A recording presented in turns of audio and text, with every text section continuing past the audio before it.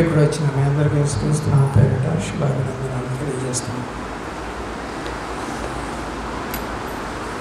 మొదటి దినవృత్తాంతాల గ్రంథం 29వ అధ్యాయం 17వ వచనం.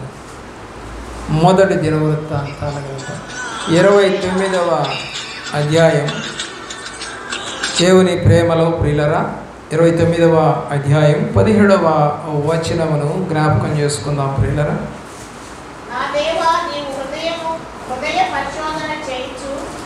దేవుడు యథార్థవంతులను ఇష్టపడతాడు అని రాసి ఉంది ప్రియులరా. ఏమని చెప్తున్నారండి? దేవుడు ఎవరి ఎంత ఇష్టపడతాడంటే దేవుడు యథార్థవంతులు. ఈ రోజున యథార్థంగా మాట్లాడాలంటే కొంచెం భయపడతాం మనం. ఎందుకు చెప్పండి? ఎవరో ఒక పక్కపక్కన ఇల్లు లేదా తెలిసిన వాళ్ళ అబ్బాయి ఎక్కడో సిగరెట్ తాగుతున్నాడు. ఏమండి మీ అబ్బాయి సిగరెట్ తాగుతున్నాడు అని చెబితే వాడు వచ్చి వీళ్ళని కొడతారేమో. ఏమండి మీ అబ్బాయి తాగుతున్నాడు అని చెప్తే వాడు వచ్చి మనల్ని కొడతాడేమో. ఏమండి మీ అబ్బాయి దొంగతనం చేస్తున్నాడని చెబితే వాడు వచ్చి మనల్ని కొడతాడేమో. యథార్థంగా చెప్తామా? ఏమండి అక్కడే జరిగిన సంఘటన బజార్ వాళ్ళంతా చూసినా కూడా పోలీసు వాళ్ళు వచ్చి అడిగితే ఏమమ్మా మీరు చూశారంటే మేము లేమయ్యా అసలు ఇంట్లో ఉండి మొత్తం చూశారు కూడా వాళ్ళు. అయినా యథార్థంగా మాట్లాడతామా? మాట్లాడలేము. కారణం ఏంటి చెప్పండి? భయం. ఇప్పుడు యథార్థంగా మాట్లాడినందుకే కదా ఆ సేవకుని చంపేశారు. కాబట్టి యథార్థంగా మాట్లాడితే ఈ లోకము బతకనీదు, మంచిగా బతకడానికి ఇష్టపడనీదు. మా పాపంలో నువ్వు కూడా చేరు, మా తప్పులో నువ్వు కూడా ఉండు, మా అపరాధముల్లో నువ్వు కూడా ఉండు, మేము చేసే చెడు చేష్టల్లో నువ్వు కూడా ఉండు. అప్పుడు మన ఇద్దరం బాయిగా తిరుగుదాం. లేకపోతే నీకు నాకు కుదరదు. ఈరోజున నీతిగా బతకాలన్నా కష్టమే, యథార్థంగా బతకాలన్నా కష్టమే. కానీ దేవుడు అంటా ఉన్నాడు, దేవుడు యథార్థవంతులను ఇష్టపడతాడు. ద్వితీయోపదేశకాండం 6వ అధ్యాయం 19వ వచనం. ద్వితీయోపదేశకాండము 6వ అధ్యాయం 19వ వచనం. దేవుని దృష్టికి యథార్థమైనది ఉత్తమమైనది చేయాలి. కాబట్టి దేవుని దృష్టికి, ఇతరులకి దృష్టికి, మీ అమ్మకి, మీ నాన్నకి, మీ అక్కకి, మీ చెల్లికి, మీ వదినకి, మీ అక్కకి, ఎవరికి దృష్టికి నువ్వు ఉత్తమమైనది యథార్థమైనది చేయకపోయినా దేవుని దృష్టికి మాత్రం యథార్థం చేయాలి. చర్చికి వెళ్ళావా? అబద్ధం ఆడకూడదు. వెళ్తే వెళ్ళానని చెప్పాలి, లేదా లేదు. ప్రార్థన చేస్తున్నావా? చేస్తుంటే చేస్తున్నానని చెప్పాలి, లేదా చేయట్లేదని చెప్పాలి. అంటే దేవుని దృష్టికి మనము యథార్థంగా లేకపోతే ఆలోచించేది. చాలామంది ఏంటంటే అన్నీ కూడా అబద్ధాలు ఆడతారు. ప్రేమిస్తున్నామని చెబుతారు దేవుణ్ణి, అన్నీ అబద్ధాలు ఆడతారు. యథార్థంగా ఉండటానికి ఇష్టపడరు. కానీ బైబిల్ చెప్తా ఉంది, యెహోవా దృష్టికి యథార్థమైనది ఉత్తమమైనది చేయండి. 12వ అధ్యాయము 28వ వచనం. 12వ అధ్యాయం.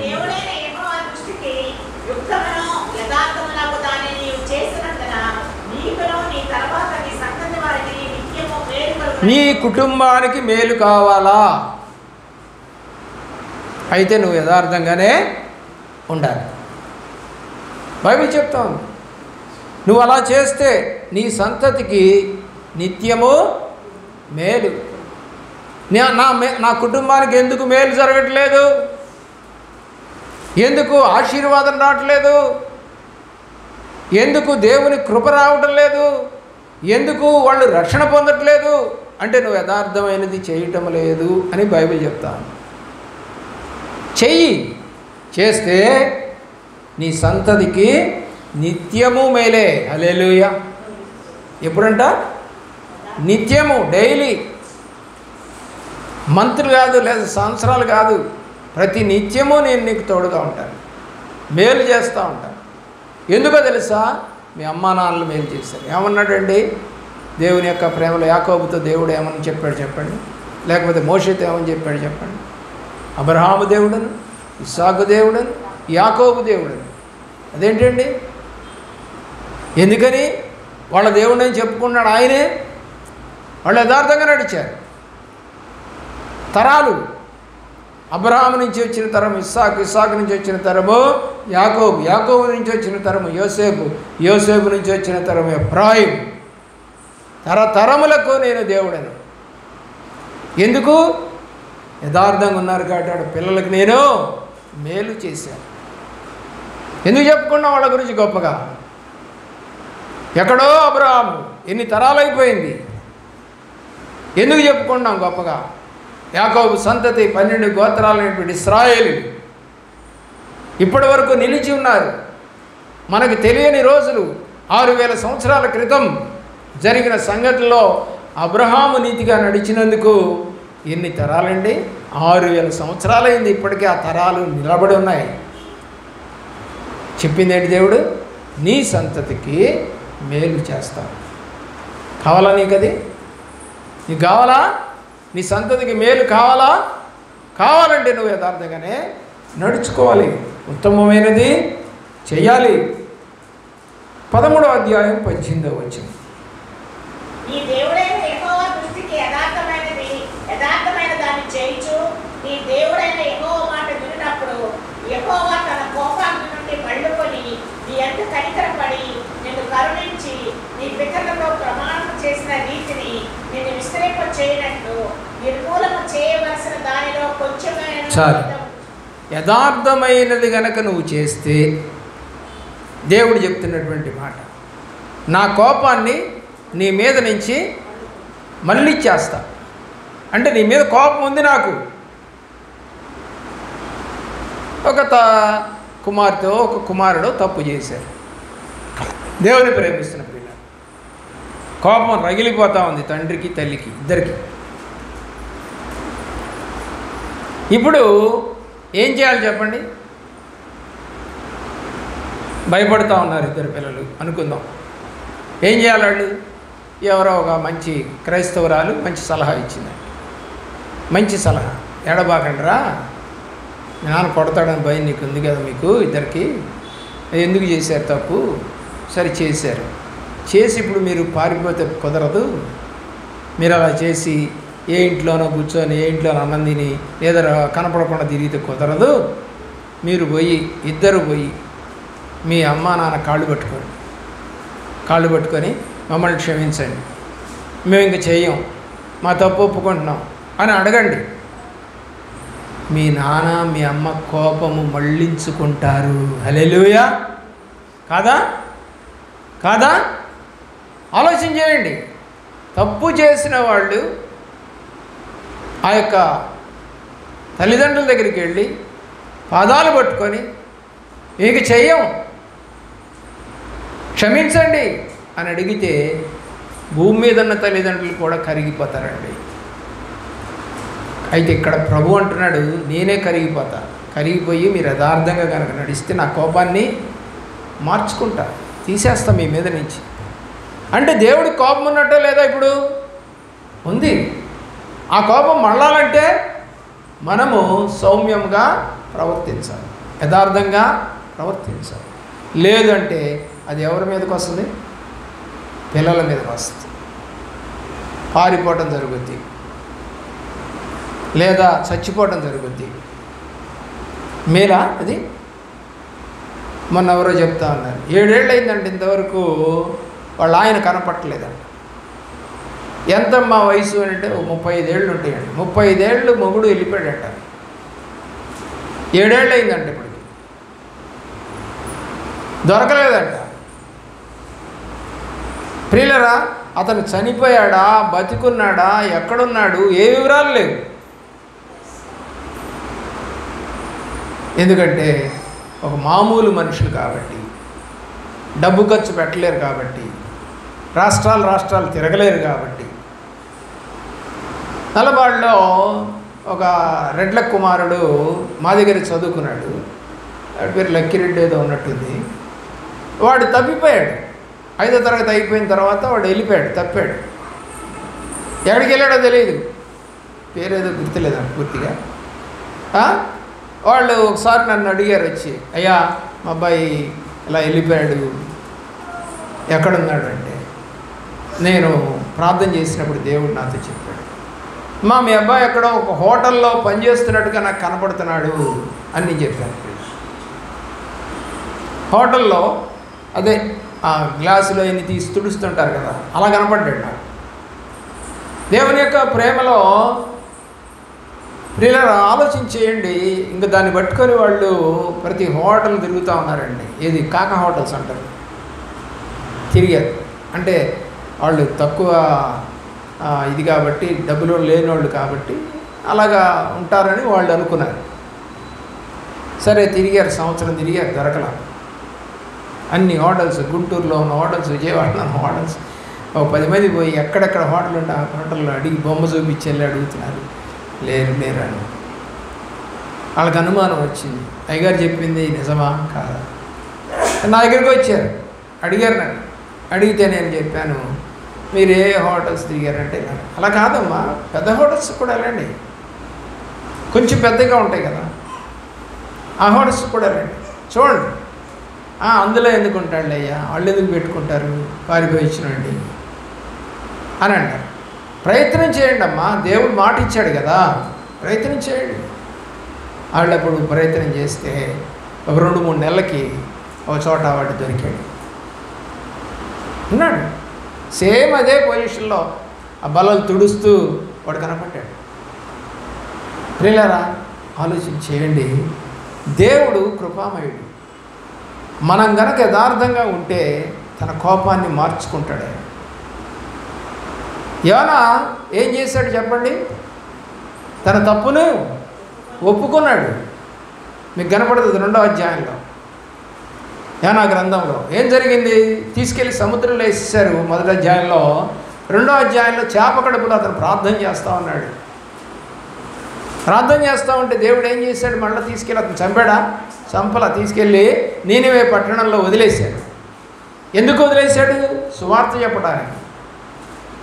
గుర్తుంచుకోవాలి, నేను ఎందుకు బతికించాడు, దేవుణ్ణి మహిమపరచడానికి, ఆయన్ని ఘనపరచడానికి నేను బతికించాడు. అంతేగాని కొట్టుకోవడానికి, తిట్టుకోవడానికి, అరుచుకోవడానికి, అసహ్యంగా ప్రవర్తించడానికి నిన్ను బతికించలేదు. నలుగురికి ఉపయోగపడేటువంటి రీతిలో దేవుడు తన రూపంలో మనల్ని సృజించుకున్నాడని 1వ అధ్యాయం ఆదికాండంలో రాస్తే, మరి ఆయన స్వరూపంలో పుట్టిన మనము, ఆయనకి ఇష్టమైన బిడ్డలుగా ఉండాల్సిన మనము ఉండకపోతే ఎంత బాధపడతాడు. ఆలోచన చేయండి. 18వ అధ్యాయంలో 13వ వచనానికి రండి. ద్వితీయోపదేశకాండం. ఎలాగుండాలంట, ఇందాక నుంచి చెప్తూనే ఉన్నది, దేవుని ఎదుట మాత్రం నువ్వు యథార్థంగా కనుక నడవకపోతే దేవుడు నిన్ను క్షమించడు. అబద్ధాలు కనుక ఆడితే దేవుడి విషయంలో నిన్ను క్షమించడు. ఎలా కొడతాడో తెలియదు,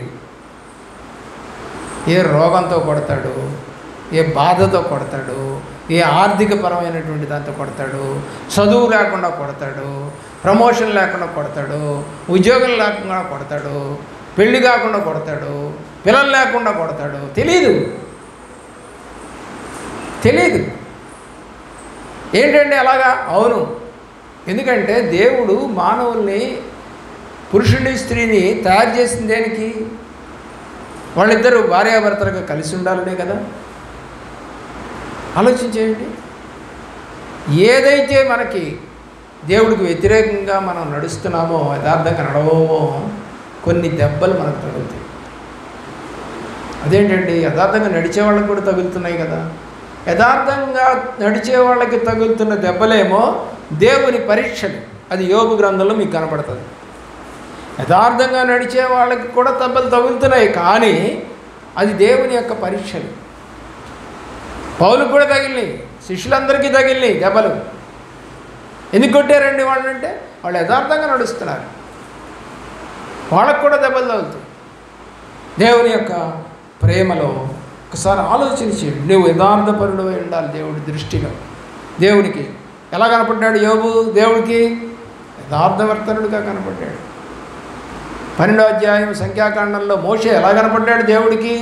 నా ఇల్లంతటిలో నమ్మకమైన వాడిగా కనపడ్డాడు. పౌలు ఎలా కనపడ్డాడు దేవుడికి? ఈ రక్షణ పొందిన తర్వాత తన సేవ చేయడానికి ఎన్ని శ్రమలు అనుభవించాలో అన్నట్టుగా కనపడ్డాడు. కాబట్టి ఒక్కొక్క క్యారెక్టర్లో మనము కొన్ని లక్షణాలు కనపడతాయి, దేవుడు ఎన్నుకున్న లక్షణాలు. నీవు కూడా దేవుడి చేత ఎన్నిక చేయబడ్డావు. 21వ అధ్యాయం 9వ వచనం. 21వ అధ్యాయం 9వ వచనం. అట్లు నీవు యెహోవా దృష్టికి యథార్థమైనది చేయనప్పుడు నీ మధ్య నుండి నిర్దోషి యొక్క ప్రాణము విషయమైన దోషమును పరిహరించెదవు. ఎంత గొప్ప దేవుడు! నిర్దోషి విషయమైన దోషమును పరిహరించేటువంటి దేవుడు. కొత్త నిబంధనలో పాత నిబంధనలో ఒక మాట కనపడుతుంది. ఏంటో తెలుసా? ఆయన్ని కనుక మీరు అంగీకరిస్తే మీ పాపంలో ఆయన ఈవీపు వెనక్కి వేసుకుంటాడట, సముద్ర గాథల్లో పారేస్తాడట, ఇక జ్ఞాపకం చేసుకోడట. ఎప్పుడు? ప్రేమ అన్నిటినీ కప్పుద్దండి. తప్పు చేసావు కాదంటలేదు, కానీ నువ్వు తగ్గించుకొని కనుక దేవుడి దగ్గరికి వస్తే దేవుడు నీకు మేలు చేస్తాడు. దేవునికి స్తోత్రం కలుగును గాక. ప్రియులను ఆలోచన చేయండి. 2 రాజుల గ్రంథం 20వ అధ్యాయం 3వ వచనం. యథార్థ హృదయుడై సత్యముతో నీ సన్నిధిని నేను ఎట్లు నడుచుకొంటినో. ఎంత ధైర్యంగా చెప్తున్నాడు దేవుడికి హిజ్కియా. నేను నీ దృష్టిలో నేను ఎలాగ యథార్థంగా నడిచానో, నీకు అనుకూలంగా నడిచానో కనపట్లేదా నీకు? చదవండి. నీ సన్నిధిని నేను ఎట్లు నడుచుకొంటినో, నీ దృష్టికి అనుకూలముగా సమస్తమును నేను ఎట్లు జరిగించుదునో కృపతో జ్ఞాపకం చేసుకోమని హిజ్కియా కన్నీరు విడుచుచు యెహోవాను ప్రార్థించాడు. అంటే నీతిగా నడిచిన వాళ్ళు నీతిమంతుడి దగ్గర చెప్పుకోవచ్చు పోయి, అయ్యా నేను అట్లా చేయలేదు, నేను ఇలా చేయలేదు, నేను అలా అనలేదు. ధైర్యం ఉంటే అంటావు నువ్వు ఆ మాట. ఎందుకని? నువ్వు నీతిగా నడిచుంటే అంటావు. ఇతను నీతిగా నడిచాడు కాబట్టి దేవుడి దగ్గర చెప్పుకుంటున్నాడు. యథార్థంగా అనుకూలంగా నడవలేదా నేను అని ఎలాగా కన్నీటితో ప్రార్థన చేస్తున్నాడు. ఇందాక యోనా కూడా ఆ చేప కడుపులో కన్నీటితో అనే మాట రాయకపోయినా అతను కూడా అదే ప్రార్థన చేశాడు. నువ్వు ఎప్పుడన్నా చేసావు కన్నీటి ప్రార్థన? నీ తప్పును బట్టి, నీ పాపాన్ని బట్టి దేవుని దృష్టిలో, మనుషుల దృష్టి చెప్పట్లా నేను,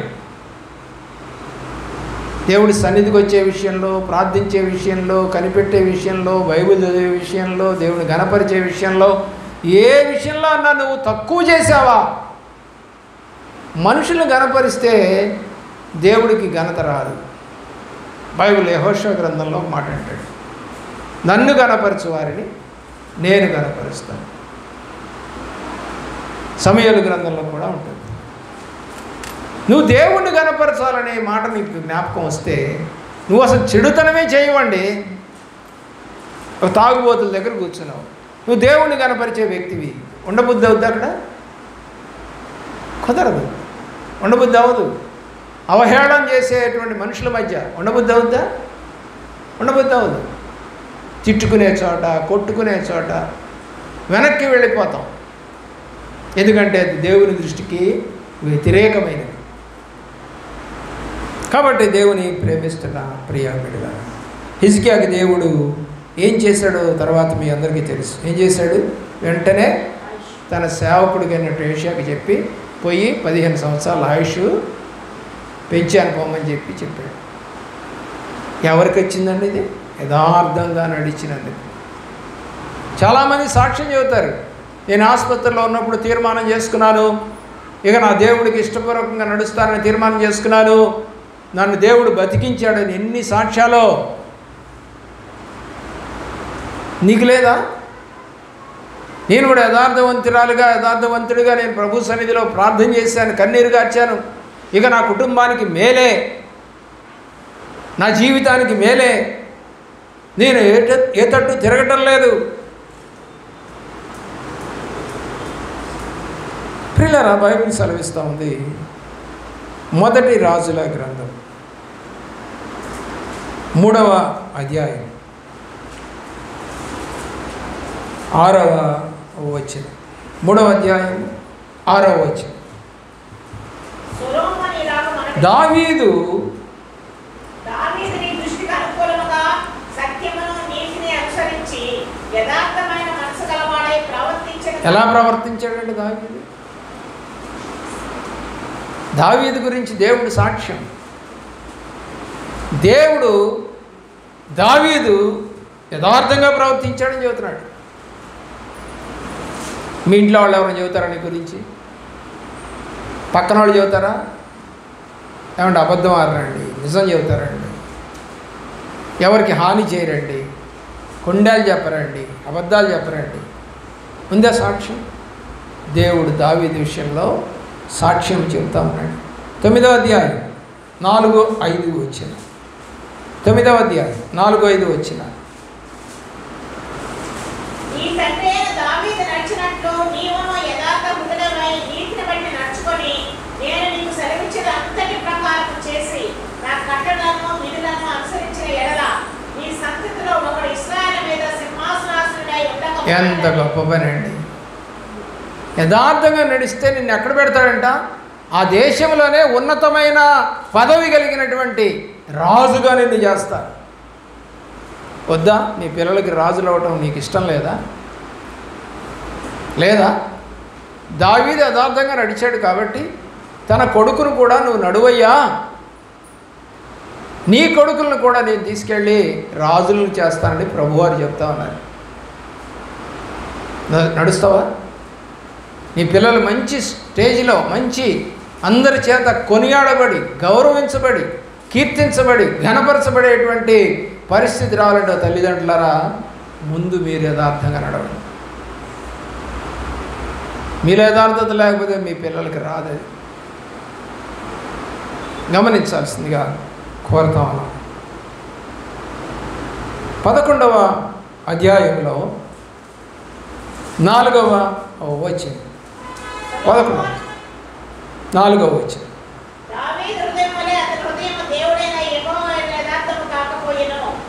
చదువు 5-6 కూడా.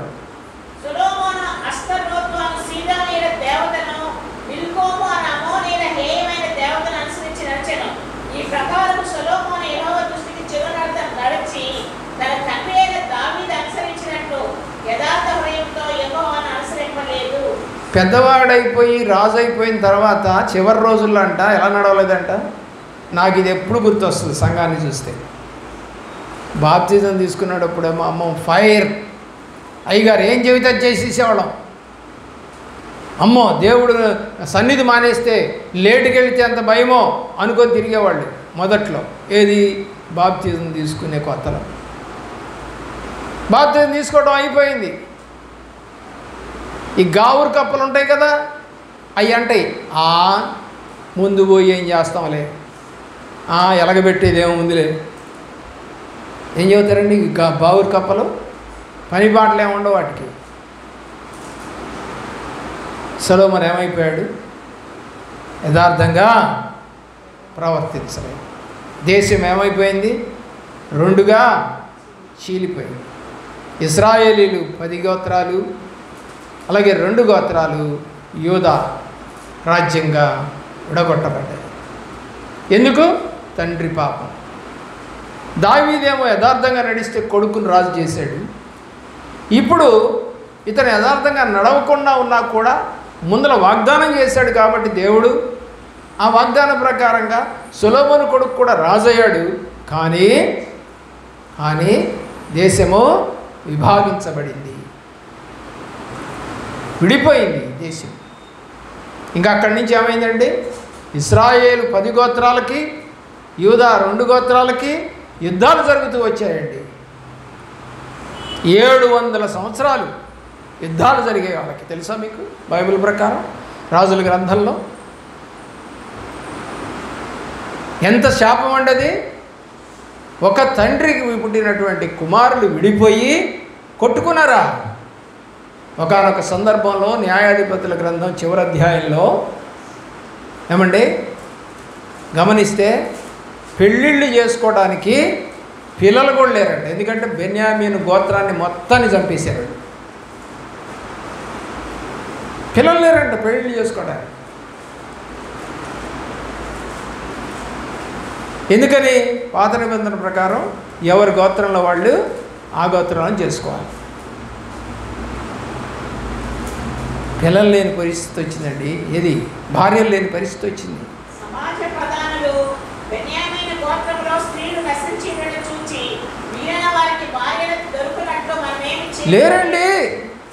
పెళ్లి చేసుకుందామంటే పిల్లలు లేరు, చచ్చిపోయారు అంతా. ఎవరిళ్ళు? ఒక తండ్రికి పుట్టినటువంటి గోత్రికులే ఒకళ్ళకొకళ్ళు కొట్టుకొని చచ్చిపోయారు. నీ కుటుంబం అలా ఉండాలా? నువ్వు యథార్థంగా లేకపోతే నీ కుటుంబం అలాగే గమనించవలసిందిగా కోరుతా ఉన్నాం.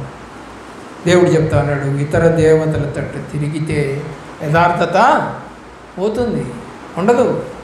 యథార్థత ఉండదు. పోనీలే అని కనుక నువ్వు తిరిగినా తప్పే. ఉగాది పచ్చడి ఎవరన్నా పెడుతున్నారనుకోండి, లేదు మీరు చేసుకొని తినండి, తప్పులేదు. అవన్నీ ప్రకృతికి సంబంధించినటువంటి పదార్థాలే కలుపుకొని తింటున్నారు వాళ్ళు పండగని. మీకు పండగ లేకపోయినా తినచ్చు, దాని తప్పు కాదు అది. కానీ వాళ్ళు పండక్కి చేసుకొని దేవుడి దగ్గర నైవేద్యం పెట్టింది కనుక మీకు పెడితే తినబాక. అర్థమవుతుందా? హిందువులు చేసుకున్నారు, తప్పనిసరిగా వాళ్ళు దేవుడిని ప్రతిష్ఠ చేసే పెడతారు, తినకూడదు. నువ్వు చేసుకో కావాలండి. ఇప్పుడు నువ్వు క్రైస్తవురాలువా, చేసుకో, పర్లేదు. రేపు చేసుకో, ఎల్లుండి చేసుకో, నిన్న చేసుకోనుండు. పెట్టుకో మీ పిల్లలందరికీ, అయ్యా ఇదేరా వాళ్ళు పెట్టేదని చెప్పు, తప్పు కాదు అది. అవన్నీ ప్రకృతి సంబంధమైనవి. ప్రతిదీ కూడా కొట్లో అమ్ముతున్నటువంటి ప్రతిదీ కూడా మనం కొనుక్కొని తింటాం, దోషం ఉండదని రాశాడు కొరింథీ పత్రికలో. తెలియకుండా ఎవరన్నా పెడితే ప్రార్థన చేసుకొని తినండి, దోషం ఉండదన్నాడు. తెలియదు నీకు, వాళ్ళు దేవుడికి పెట్టారో లేదు తెలియదు, పెట్టారు, ప్రార్థన చేసుకో, నువ్వు తిను, దోషం ఉండదు అని ప్రభువారు చక్కగా బైబిల్లో రాశారు. కట్టికేవా అని అంగడిలో కొనుక్కొని ఏదైనా కొనుక్కో తిను. వాడు హిందువు అయితే ఏంటి, ముస్లిం అయితే ఏంటి, క్రైస్తవుడు అయితే ఏంటి, కొనుక్కొని తినొచ్చు అని రాశాడు బైబిల్. మనం కొనుక్కునేవన్నీ కూడా కోమట్ల కొట్లో, సాయిబుల కొట్లో, మన వాళ్ళు కూడా ఈ మధ్య కొట్లు పెట్టుకుంటారు. ఇదివరకైతే పాత రోజుల్లో ఊర్లలో వైశ్యులు తప్ప వేరే వాళ్ళు కొట్లు పెట్టేవాళ్ళే కాదు. ఇప్పుడు అన్ని కులాల వాళ్ళు, అన్ని మతాల వాళ్ళు కొట్లు పెట్టుకున్నారు. దేవుని ప్రేమిస్తున్నావా ఆలోచించి 15వ అధ్యాయం 4వ వచనం దేవుడు దావీదు గురించి చెప్తా ఉన్నాడు.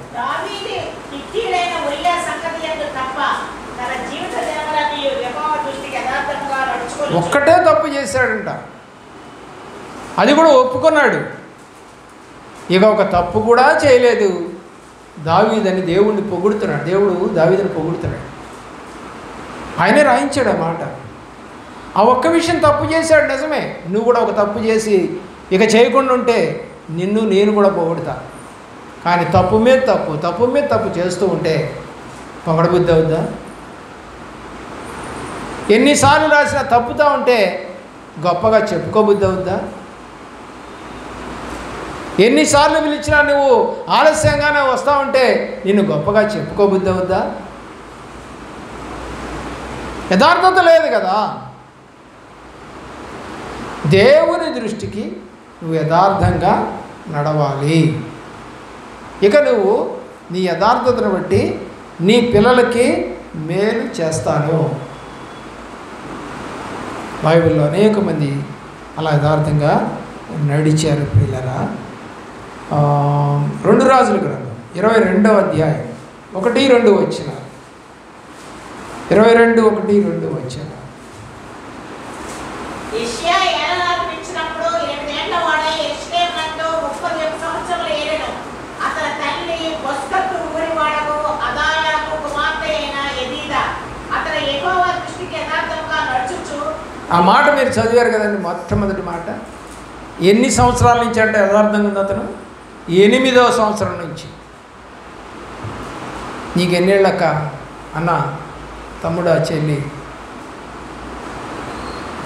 8 ఏళ్ల నుంచి వాడు యథార్థంగా నడిచి 31 సంవత్సరాలు రాజ్యాన్ని వెళ్ళాడండి. అంటే అతని వయసు అంత అప్పుడు 39 ఏళ్ళు. చిన్నతనం నుంచి యథార్థత నేర్పుతున్నావా నీ పిల్లలకి? నువ్వు ఉంటున్నావా?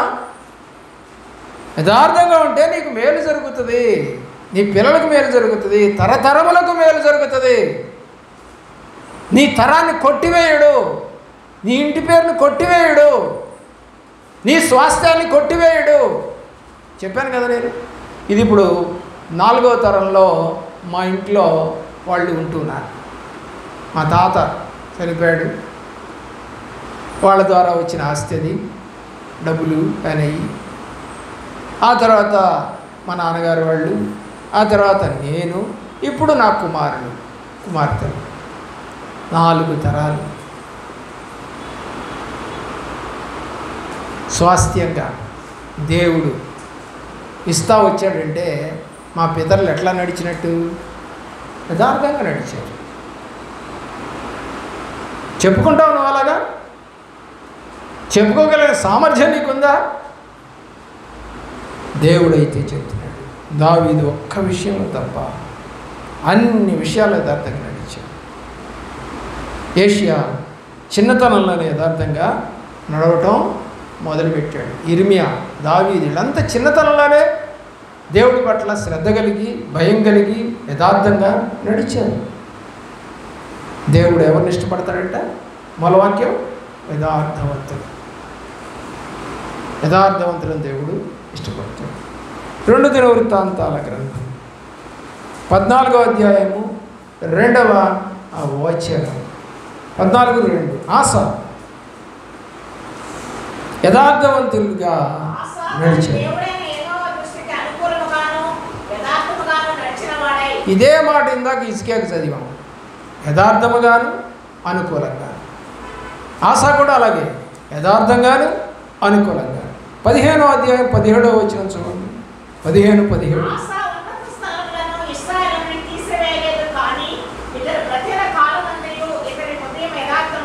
చూసారా? కొన్ని చేయలేకపోయాడంట, 1-2. అంటే ఉన్నత స్థలాలకు వెళ్ళి ప్రార్థన చేయటం ఆపలేదంట. కానీ బ్రతుకు కాలం అంతా కూడా ఎలాగున్నాడంట? యథార్థంగా ఉన్నాడు. అనిపించుకోగలుగుతావు నువ్వు కూడా? ఒక్కళ్ళ చేత అనిపించుకో, నీ భర్త చేత అనిపించుకో, నీ భార్య చేత అనిపించుకో, నీ కొడుకు చేత, నీ కూతురి చేత అనిపించుకో. యథార్థంగా ఉంటారండి వీళ్ళు. ఒక్క సాక్ష్యాన్ని సంపాదించుకోలేవు నువ్వు. దేవుడి పట్ల ఉంటావా? ఆలోచించి. దేవుడు యథార్థవంతుల ఎడల కృప చూపువాడు, ప్రేమ చూపువాడు, ఆశీర్వదించువాడు, నిత్యము మేలు చేయువాడు, తన కోపాన్ని మార్చుకునేవాడు, మనల్ని తన రాజ్యానికి వారసులుగా చేసుకునేవాడు, దోషమును పరిహరించువాడు, మంచి మార్గంలో నడిపించువాడు, ప్రవర్తన మార్చేటువంటి దేవుడు నువ్వు యథార్థంగా ఉంటే కనుక. అలాంటి దీవెన నీకును నీ కుటుంబీకులకు దేవుడు దయచేయునుగాక. మోకరించండి.